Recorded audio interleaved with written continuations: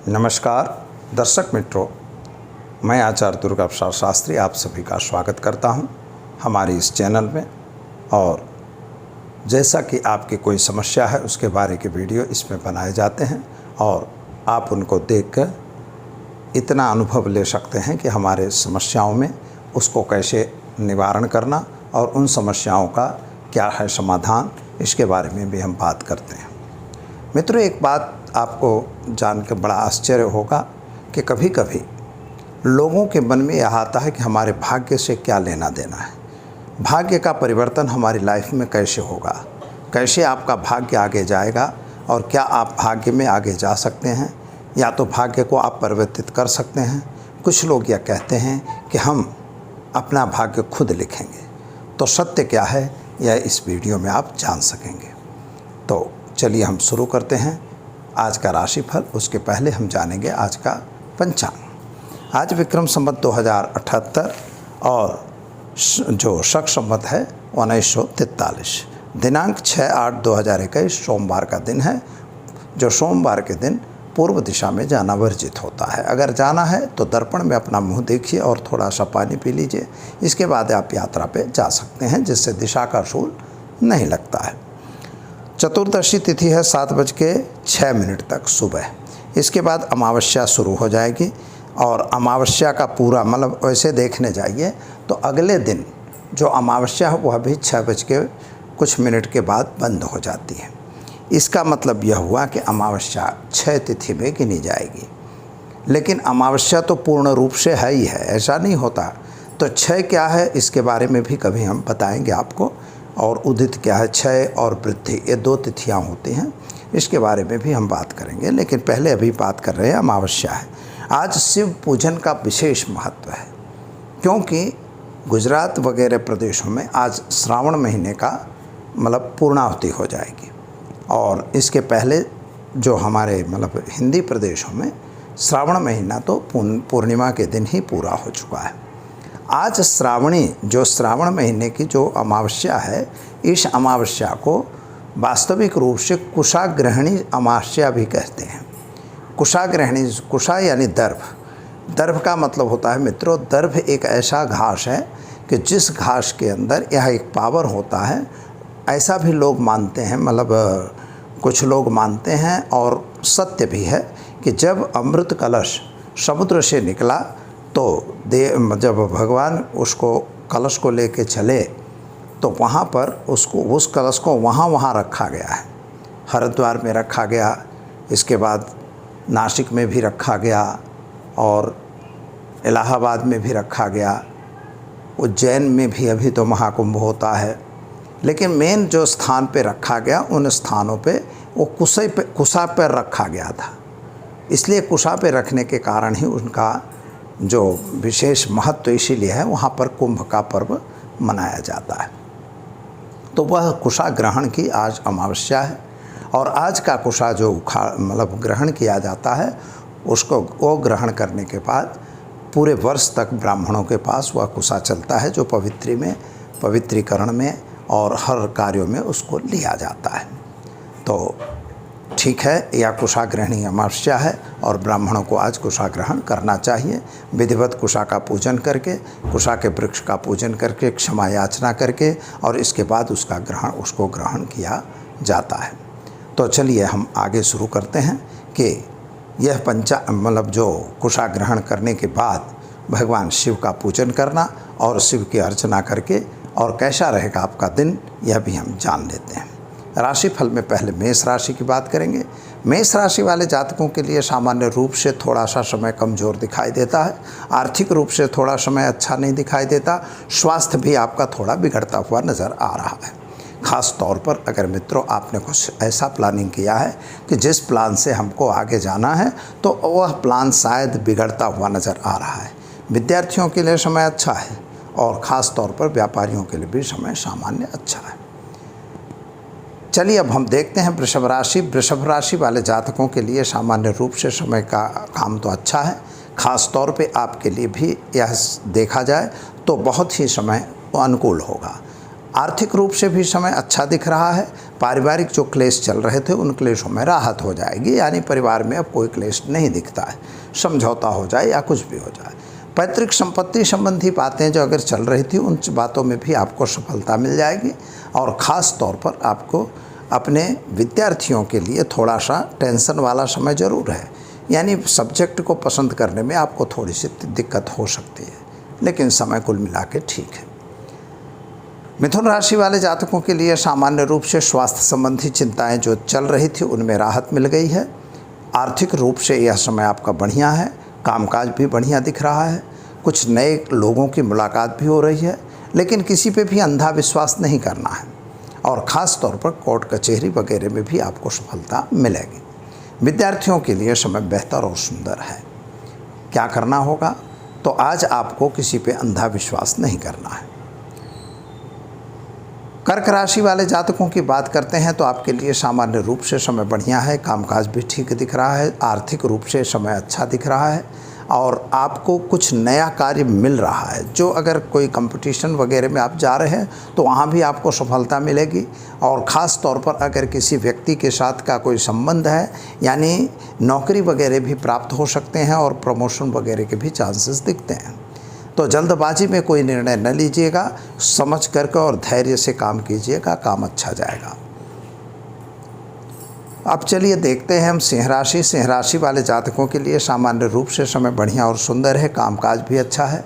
लेकिन मित्रों एक बात याद रखिएगा कि कभी भी किसी पे अंधा विश्वास करके कोई गलत काम न करिएगा। गलत काम की आज अपॉर्चुनिटी आपको मिलेगी। अगर शायद हो सकता है पैसे कम हैं तो इसका मतलब ये नहीं कि हम गलत काम करें, इसलिए गलत काम से बिल्कुल दूर रहना है। जल्दबाजी में भी कोई निर्णय नहीं लेना है और परिवार के अंदर यानी पति पत्नी के बीच का जो संबंध है वह अच्छा रहेगा। माता और पिता के बीच का भी संबंध अच्छा रहेगा, यानी संबंध का समय अच्छा है और इनकम के रूप में अच्छा समय दिख रहा है। अब देखते हैं हम तुला राशि। तुला राशि वाले जातकों के लिए सामान्य रूप से समय बढ़िया और अच्छा दिख रहा है, लेकिन एक बात का ध्यान रखना है, आपके पारिवारिक क्लेश बढ़ते हुए नज़र आ रहे हैं। जो पुराने संबंध बने हुए थे उनमें थोड़ा सा दरार पड़ती हुई नज़र आ रही है, चाहे वह प्रेम संबंध हो और चाहे आपके घरेलू संबंध हो। शादीशुदा ज़िंदगी में तो कोई तकलीफ़ नहीं दिख रही, वह अच्छा समय जाएगा। ख़ास तौर पर पैसों का लेन देन अगर कर रहे हो तो ज़रा सावधान रहिएगा। लेकिन नौकरी वगैरह में प्रमोशन मिलेगा और जो व्यापारी हैं उनके लिए भी समय अच्छा दिख रहा है। विद्यार्थियों के लिए भी समय सामान्य रूप से अच्छा है। चलिए अब हम देखते हैं वृश्चिक राशि। वृश्चिक राशि वाले लोगों के लिए समय तो की दृष्टि से अगर विचार किया जाए तो सामान्य अच्छा समय है, कामकाज भी अच्छा दिख रहा है। साथियों का साथ सहकार आपको तो ज़रूर मिल रहा है, लेकिन जल्दबाजी आपके लिए भी अनुकूल नहीं है। किसी गलत व्यक्ति की मुलाकात आपके लिए थोड़ा सा नुकसानदेह हो सकती है। एक बात का ध्यान यह रखना होगा मित्रों कि अगर कोई आप कहीं अलग जगह में जा रहे हैं अथवा कहीं बाहर जा रहे हैं तो वाहन वगैरह चलाने से भी सावधान रहने की ज़रूरत है। स्वास्थ्य आपका ठीक रहेगा। क्या करना होगा, तो आज आप किसी पे भी अंधा विश्वास आपको भी नहीं करना है। चलिए अब हम देखते हैं धनु राशि। धनु राशि वाले जातकों के लिए सामान्य रूप से समय बढ़िया है और कामकाज भी ठीक है। यात्रा प्रवास का योग भी मिल रहा है, संतान प्राप्ति के भी योग मिल रहे हैं और शादी संबंध की कुछ बातें हो जाएंगी। और आर्थिक रूप से समय बढ़िया और सुंदर दिख रहा है। नौकरी करने वालों को प्रमोशन वगैरह मिलेगा, लेकिन व्यापारियों को ज़रा सावधान रह के काम करना होगा। माता का थोड़ा स्वास्थ्य खराब हो रहा है। क्या करना होगा, तो आज आप घरेलू वातावरण में यानी घर की बाबत में इंतज़ार नहीं करना है, लेकिन घर के लिए आपको कुछ काम करना पड़ेगा, उसके लिए भाग दौड़ करनी पड़ सकती है, तो उसमें आप पीछे बिल्कुल ना हटें। चलिए अब हम देखते हैं मकर राशि। मकर राशि वाले जातकों के लिए सामान्य रूप से समय तो ठीक है, लेकिन कामकाज में आपको थोड़ी सी तकलीफ पड़ रही है। आर्थिक रूप से भी यह थोड़ा संकट का समय है। संतान के प्रति थोड़ा मतमतांतर बनता हुआ नजर आ रहा है। किसी बात को लेके गलत अर्थ लगाने की भी ज़रूरत नहीं है। जब तक आप किसी बात को देख न लो तो उस पर विश्वास बिल्कुल ना करो। आपके इर्द गिर्द वाले लोग ही आपको थोड़ा सा नुकसान देते हुए नज़र आ रहे हैं। उन्हीं के साथ आपके साथ छल कपट भी हो सकता है। सावधान रहना है। स्वास्थ्य संबंधी चिंताओं का ध्यान रखना है। क्या करेंगे आप, तो आज आप बिल्कुल आसपास में रहने वाले व्यक्तियों पे अंधा विश्वास बिल्कुल ना करें।